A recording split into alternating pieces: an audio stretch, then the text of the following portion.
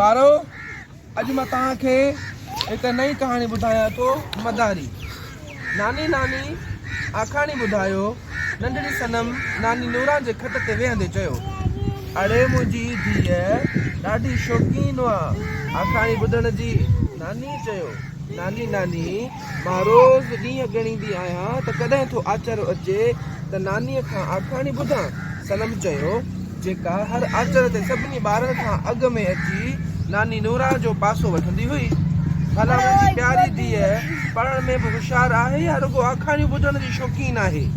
नानीअ नंढड़ी सनम खे टोकींदे चयो, न नानी, रुॻो आखाणियूं ॿुधण जी शौक़ीन न आहियां, पर दर्सी किताब पढ़ण जो बि शौक़ीन आहियां ऐं मिस खे सबक़ बि रोज़ पको ॿुधाईंदी आहियां ऐं सूरत फ़तीह में चुक कान पवंदी आहे।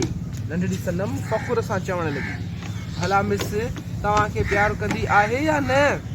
नानीअ पुछियो, नानी, असांजी क्लास में जेके बि होशियारु छोकिरियूं आहिनि न, उन्हनि खे मिस ॾाढो प्यारु कंदी आहे ऐं टॉफियूं बि खाराईंदी आहे। नंढड़ीअ सनम नानीअ खे ॿुधायो, तव्हांखे खाराईंदी आहे मिस टॉफियूं? नानी नानी, असांजे स्कूल में अॼु मदारी आयो हो। कुल्हण नानीअ खे डोड़ंदे अची ॿुधायो, अच्छा त पोइ अॼु मूंखे आखाणी ॿुधाइण जी ज़रूरत ई कान्हे। नानी नूरा चयो।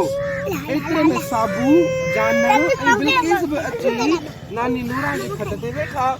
छो न ॿुधाईंदीअ आखाणी नानी? तव्हां वाइदो कयो हो त हर आचर ते का न का आखाणी ज़रूरु ॿुधाईंदसि। साबू चयो, पर अॼु तव्हांखे गुलण मदारी जी स्कूल में कयल खेल जूं दिलचस्प ॻाल्हियूं ॿुधाईंदो। नानी चयो, न न नानी, असांखे तव्हांजी आखाणी ॿुधणु घुरिजे। बिल्किस चयो, हा नानी, मदारी जी आखाणी ॿुधायो। जानण चयो, नानी, इहो त असां बि ॾिसंदा आहियूं त मदारी हिकु दॿीअ मां कबूतर कढंदो आहे ऐं मिटीअ मां पैसा ठाहींदो आहे। नंढड़ीअ सनम चयो, हीअ बि मदारी जा करतब ॾिसी पाण बि मदारी थी वई आहे। गुलण सनम खे टोकींदे चयो। सभु ॿार खिलण लॻा ऐं नंढड़ी सनम काविड़जी नानी नूरा जी खट तां उथी पई। धीअ, सुठा ॿार नाराज़ न थींदा। वेह त मां थी तव्हांखे हिकु मदारीअ जी ॻाल्हि ॿुधायां। नानी नूरा सनम खे नसीहत कंदे चयो ऐं सनम नानीअ जी नसीहत ॿुधी वेही रही। हाणे नानी आखाणी शुरू कई त जीअं सनम जी कावड़ झकी थिए। गुलण खिलंदे चयो, हा हा, ॿुधायां थी, पहिरियां नास त ॾियण ॾियो।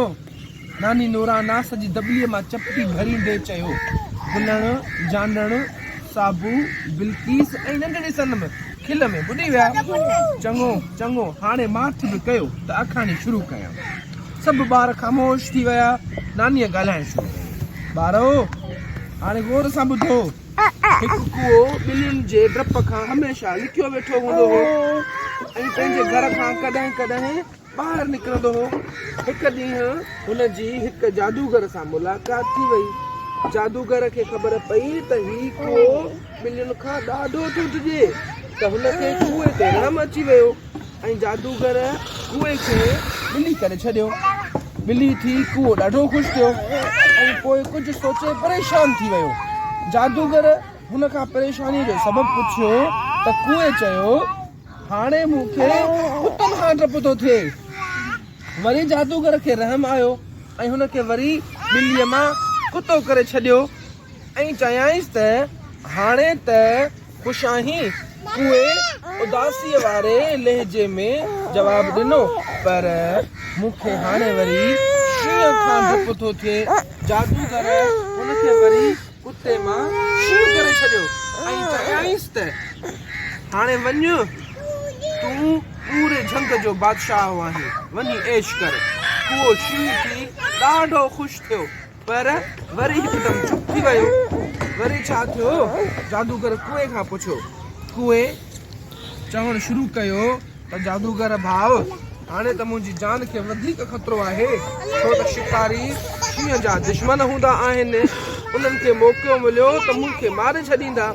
हिन जो जवाबु ॿुधी जादूगर हुनखे ॿीहर कुओ करे छॾियो ऐं चयो त तुंहिंजी दिलि कुएं जी आहे ऐं हमेशह कुएं जी रहंदी।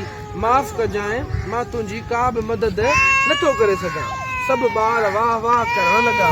ॿारो ॾिठव त कुओ शींहं थी करे बि डिॼे पियो। सो अलाह ताला हर शइ पंहिंजे पंहिंजे हिसाब सां ठाही आहे। चङो ॿारो, हाणे वञी सुम्हो। वरी ॿिए अचनि तव्हांखे ॿी आखाणी ॿुधाईंदसि। सभु ॿार वञी सुता ऐं नानी नूरां बि नाश्ते जी दॿलीअ मां वरी नाश्ते जी चपटी भरे ॾियणु लॻी।